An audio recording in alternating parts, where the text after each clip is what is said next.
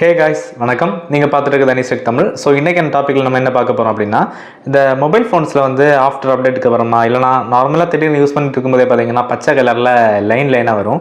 So நிறைய பேர் note பண்ணியிருப்பீங்க. இது பார்த்தீங்கன்னா அதிகபட்சமாக வந்து OnePlus மாதிரியான மொபைல்ஸில் கண்டிப்பாக வரும். ஓகேவா?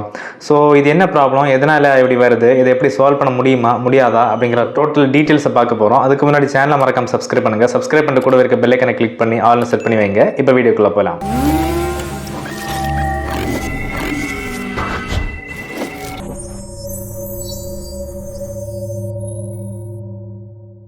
ஸோ கைஸ், நம்ம சேனலில் இந்த மாதிரி போடக்கூடிய வீடியோஸ் எல்லாமே சர்வீஸ் சென்டர் பேஸ்டு சொல்யூஷன் தான். ஓகேவா? ஸோ நார்மலாக நம்ம வந்து தெரியாதது பேசுகிறது கிடையாது.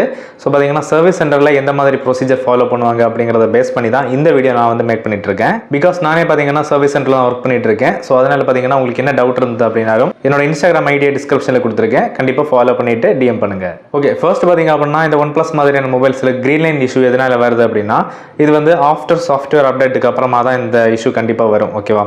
ஸோ இப்படி வரும்போது பார்த்தீங்க அப்படின்னா நீங்கள் வந்து டிஸ்பிளே பார்த்தீங்க அப்படின்னா அது டோட்டலாக டேமேஜ் தான் பண்ணுது. அதை நம்ம வந்து சரியெல்லாம் பண்ண முடியாது. ஒரு சில மாடல்ஸில் வந்து டிஸ்பிளே சேஞ்ச் பண்ணாமல் சரி பண்ணால் கூட அந்த மாதிரியான மொபைல்ஸை வந்து எகைன் நம்ம அப்டேட் பண்ணக்கூடாது.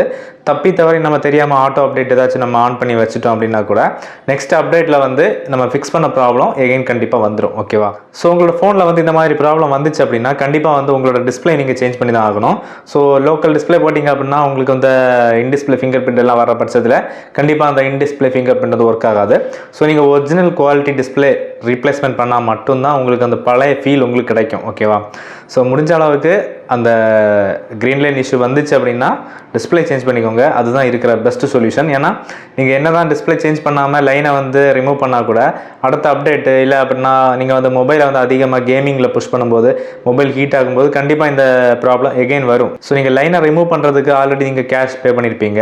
ஸோ நீங்கள் எகைன் இந்த ப்ராப்ளம் வந்துச்சு அப்படின்னா அதுக்கும் நீங்கள் கேஷ் பே பண்ணி தான் ஆகணும். ஸோ நஷ்டம் உங்களுக்கு தான். அதனால தான் சொல்கிறேன். ஸோ இந்த மாதிரி அப்டேட்டுக்கு அப்புறமா இந்த க்ரீன் லைன் இஷ்யூ வந்துச்சு அப்படின்னா உங்களோட டிஸ்பிளே சேஞ்ச் பண்ணுறது ரொம்ப ரொம்ப பெட்டர். ஸோ கைஸ், இந்த வீடியோ உங்களுக்கு யூஸ்ஃபுல்லாக இருந்துச்சுன்னா மறக்காம ஒரு லைக் பண்ணிக்கோங்க. லைக் பண்ணிட்டு இந்த வீடியோ உங்கள் ஃப்ரெண்டுக்கு மறக்காம ஷேர் பண்ணுங்கள். ஸோ இதே மாதிரி நெக்ஸ்ட் வீடியோவில் சந்திக்கிறேன். அது வரைக்கும் நன்றி.